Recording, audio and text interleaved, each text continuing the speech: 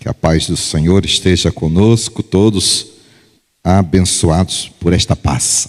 Você que está em casa, você que está em qualquer outro lugar, perto de nós ou longe de nós, mas que está nos acompanhando através da internet, sintam-se abraçados, mas que você não esteja apenas acompanhando, você esteja participando do culto. Então, irmãos queridos, quero convidar-vos para abrir a palavra de Deus em Atos capítulo 4, versículos de número 17 a 21.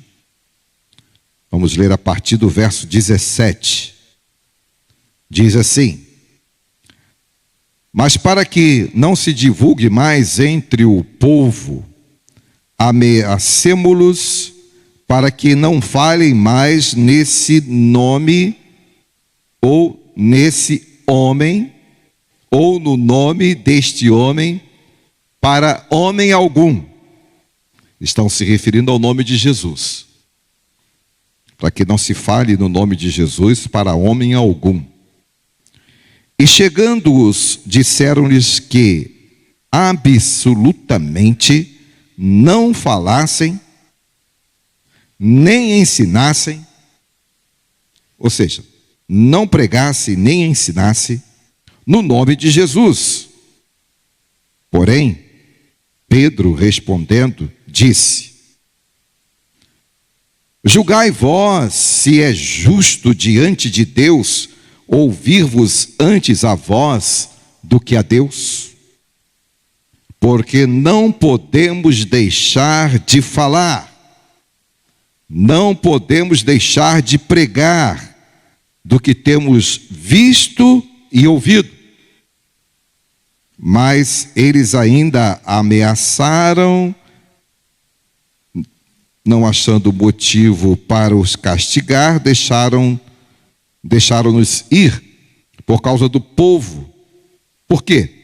Porque todo o povo glorificava a Deus diante daquilo que tinha acontecido. Bom, é uma parte do texto do capítulo 4 que tem ligação com o capítulo 3. Para você entender tudo o que está acontecendo no capítulo 4, você precisa voltar ao capítulo 3, para ter entendimento a respeito dos fatos aqui acontecendo. O cenário do capítulo 3 é exatamente aquele momento em que o apóstolo João, Pedro e João, estavam indo ao templo para a oração. Então, quando você vai ao templo para a oração, você vai numa expectativa de que as coisas possam acontecer. Quando você cultua ao Senhor, você cultua na expectativa de que Deus vai fazer alguma coisa. E eles estavam indo para o momento da oração. E Pedro não era mais aquele Pedro medroso antes do capítulo 2. Não era mais o Pedro que negou. Não era mais esse Pedro, não. O Pedro agora é o Pedro do capítulo 2 de Atos para frente. É o Pedro que foi tomado pelo Espírito Santo, entendendo a sua missão.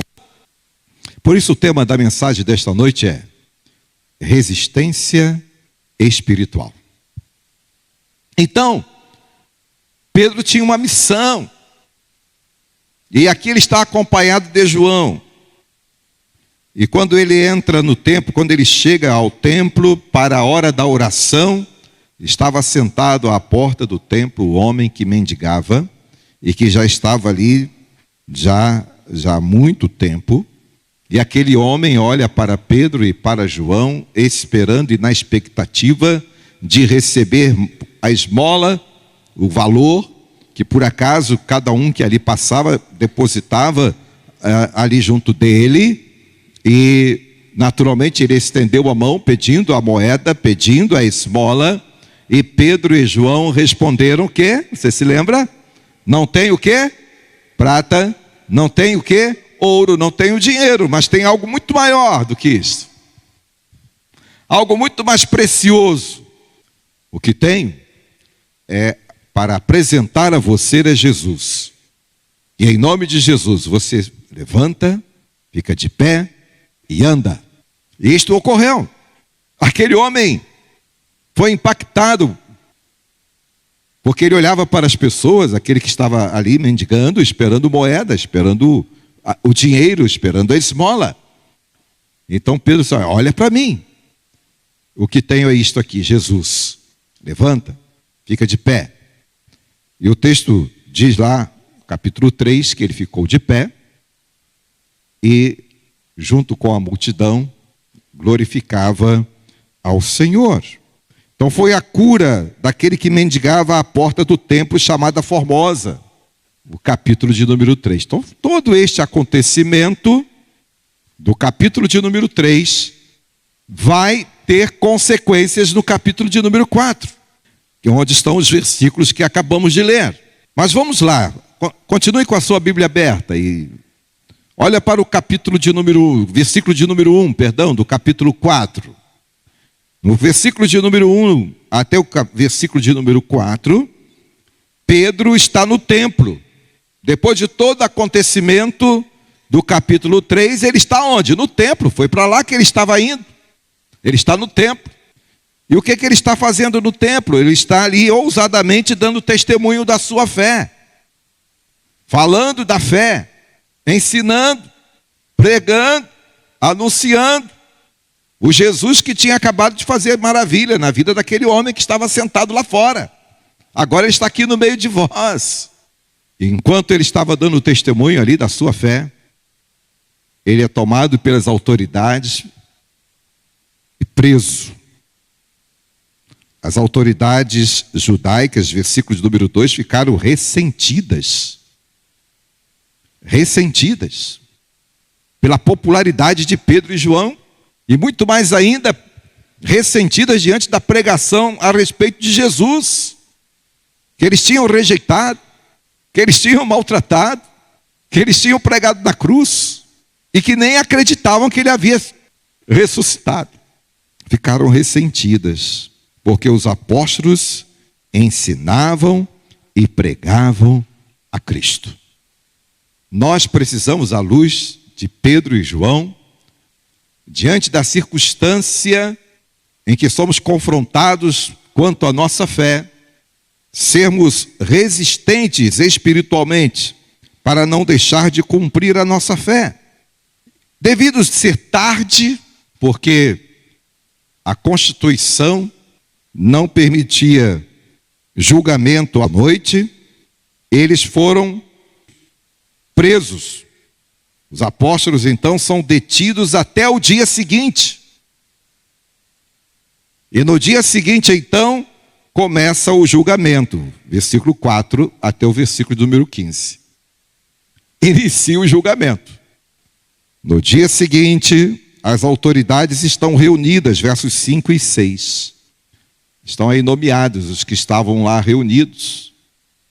Prontas para tomar, não é?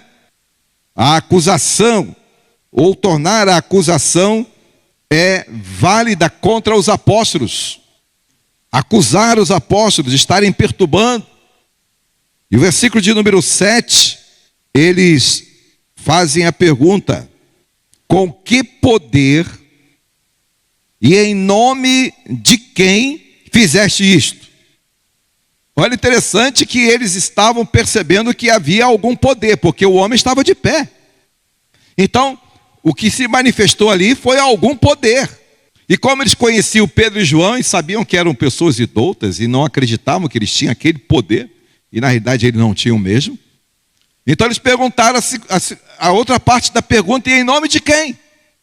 Pedro, então, cheio de fé, cheio do Espírito Santo, versículo 8, responde às autoridades do povo e aos anciãos presentes e declara, com coragem, com ousadia, com resistência, em nome de Jesus Cristo, o Nazareno, a quem vós crucificastes e a quem Deus ressuscitou dentre os mortos. Sim, Em seu nome é que este está curado. Glória a Deus. Então, Pedro, não mais aquele Pedro, como disse no início, e agora ousado, corajoso, resiste e responde com ousadia, com coragem. E aproveita para aquele momento, né? No versículo 12, ele ainda diz, olha, não há salvação fora de Jesus. Não há outro nome.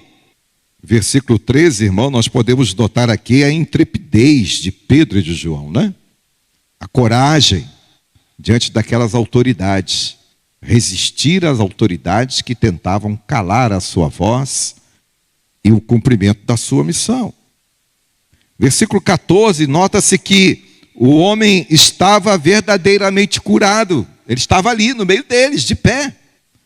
Então, ele estava de pé, estava curado, e era maior de 40 anos. Então, não tinha como que, de forma alguma, encontrar erro ou culpado diante daquela situação. Versículo 15 até o versículo de número 17, as autoridades, percebendo a popularidade dos apóstolos, se reúnem em secreto. Foram para uma sala em secreto e tomaram um conselho lá. E o conselho foi este: vamos ameaçá-los e dizê-los que eles não devem falar no nome do Senhor. Então o texto que lemos diz que eles foram ameaçados para não mais falarem neste nome a quem quer que seja. Não fale mais deste nome a quem quer que seja. Parem com isso. Aí vem o versos 18 a 21. Nos versos 18 até o verso 21, as autoridades então cumprem esta decisão, não é? E ordena-lhes que realmente não falassem mais em nome do Senhor Jesus Cristo. E a partir daí, nós encontramos um Pedro resistente. Versículo 19. O que ele respondeu? Será que nós, diante desta situação, ou de situação semelhante a que Pedro e João, nós teríamos a ousadia e a coragem de dar esta mesma resposta? Se alguém nos tentar calar, de professar a nossa fé, de pregar, teremos resistência espiritual para responder como Pedro e João: julgai se é justo diante de Deus. Ou seja, ele reconhece que ele estava ali em nome de Deus. Em nome de Deus. Me parece a resistência de Davi diante do Golias. Eu venho a ti em nome do Senhor. Julgai se é justo diante de Deus. Ouvir-vos antes vós outros do que Deus. Então, a coragem de Pedro e de João naquele momento, irmãos, é algo para ser imitado por nós. Não podemos perder a coragem de continuar testemunhando de nossa fé. Aí o versículo 20, ele encerra dizendo: não podemos deixar de falar. Mas de falar qualquer coisa? De falar sobre qualquer outro assunto? O assunto do momento? Não. Não podemos deixar de falar das coisas que vimos. Pedro e João não apenas ouviram, eles viram. Diferente de nós hoje, nós cremos porque eles viram e deram testemunho, e está registrado na palavra do Senhor. Nós não vimos, mas nós podemos ouvir por meio da palavra. E ter a mesma coragem de Pedro e João e dizer: não podemos deixar de falar das coisas que vimos e ouvimos. Ou seja, eles ouviram Jesus dizer, eles ouviram Jesus ensinar, mas eles viram Jesus fazer. Embora não tenhamos visto com nossos olhos, mas nós podemos, carnais, mas pela fé, nós cremos naquilo que a palavra do Senhor diz que Jesus fez. E cremos naquilo que Ele nos ensina pelos apóstolos, registrado na palavra e trazido aos nossos corações pelos profetas e pelos apóstolos. Versículo 21 aí mostra-nos exatamente o resultado de quando nós usamos de coragem, de ousadia e de resistência diante daqueles que possam vir a tentar calar a boca daqueles que creem na palavra do Senhor. O resultado é que não tinham como castigá-los e por isso soltaram, por causa do povo, porque todos glorificavam a Deus pelo que acontecera. Além de ter o testemunho vivo da pessoa curada e de pé, todos que estavam presentes ali glorificavam a Deus. Irmãos, as nossas atitudes têm levado pessoas a glorificarem a Deus. A nossa resistência de fé espiritual tem influenciado pessoas a glorificarem a Deus. Nós precisamos, à luz de Pedro e João, também sermos ousados em ser instrumento do Senhor na vida de tantos outros. E corajosos, fazer valer a nossa fé, mesmo diante das circunstâncias que possam tentar impedir o avanço da nossa pregação, para que tantos outros ao redor de nós glorifiquem ao Senhor. Mas tinha uma coisa acontecendo. João e Pedro estavam indo para o templo para fazer o quê? Orar. É porque Pedro e João eram homens de oração. Eram homens que oravam. E tinham com eles outros que oravam, que os ajudavam em oração, era sustentado pelas orações dos irmãos. Olha aí, versículo de número 23.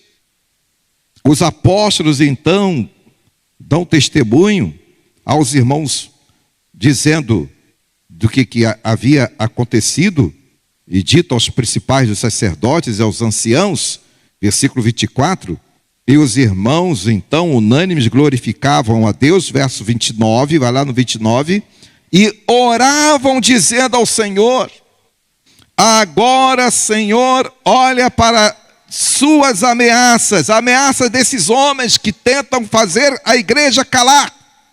Olhe para as suas ameaças e concede aos teus servos que anunciem com coragem, com intrepidez, com toda a intrepidez, a tua palavra. Esta precisa ser a oração da igreja deste tempo. A oração da igreja neste tempo é para que nós, enquanto servos do Senhor, nos sintamos encorajados a continuar fazendo a obra. Versículos 32 e 30 até o 36, vem o resultado. O resultado que, quando nós somos intrépidos, corajosos e resistentes, vidas são alcançadas e convertidas a Jesus. Portanto, irmãos, diante desta narrativa, que lições temos aqui importantes para serem aplicadas a nós hoje? A primeira é que resistência espiritual é possível se tivermos uma vida comprometida com a missão. A resistência espiritual é possível se estivermos comprometidos com a missão.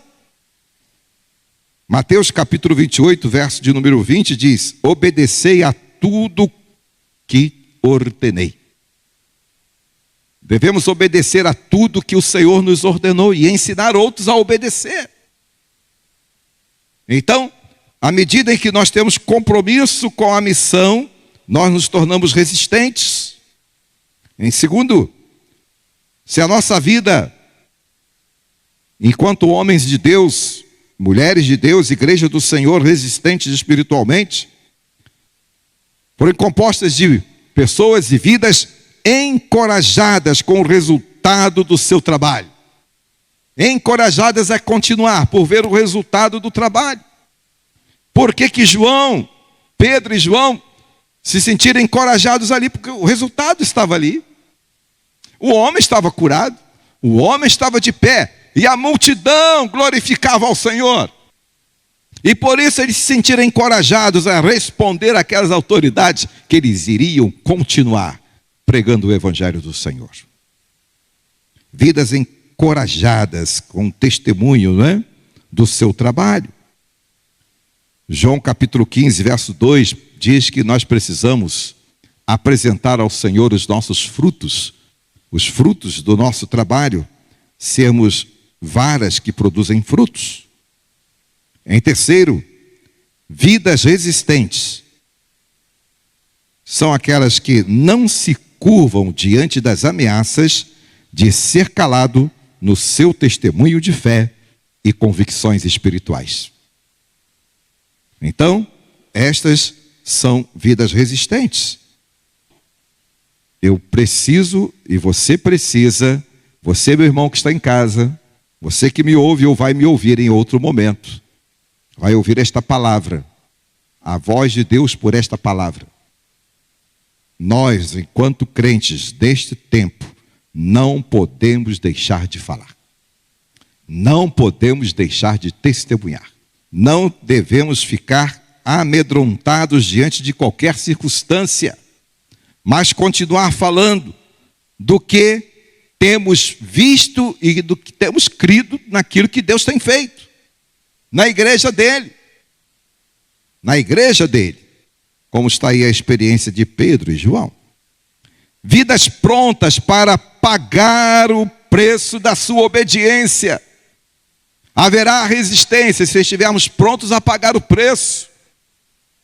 Mas, irmãos, nós temos percebido na história da igreja, ao longo da história, e tem sido neste tempo, foi nos dias de Jesus, tem sido ao longo da história da igreja, de que muitos entre nós não estamos preparados para pagar o preço da obediência ao Senhor que nos comissionou, de ir pregar e ensinar. Olha o texto de Apocalipse 2:10. Fiel, mesmo tendo que morrer. Não negue a sua fé, mesmo que você tenha que pagar o preço. Você imagina Pedro e João dizendo assim, ó, este Jesus a quem vós crucificastes, Deus o ressuscitou dos mortos. Dizendo isso com coragem, aquelas autoridades, eles estavam passando ali pela possibilidade de serem até mesmo condenados à morte, de serem mortos. Mas foram fiéis e corajados pelo Espírito Santo a resistir. E nós precisamos, enquanto servos do Senhor, ser resistentes espiritualmente, mesmo que tenhamos que pagar o preço. Mas não há nada e nada vai acontecer se a comunhão de nossas vidas com Deus for deficiente. Mas se tivermos uma vida de comunhão com o Senhor, através da palavra, através da oração e através do serviço cristão, do nosso empenho na obra do Senhor, sem dúvida, são instrumentos deste encorajamento. A oração, a palavra e o nosso envolvimento com o reino. Igreja e crentes, orando, pregando a palavra, para que haja pregadores ousados, para que haja vidas ousadas, para afirmar a sua fé, afirmar a sua confiança nos princípios e verdades absolutas da palavra de Deus.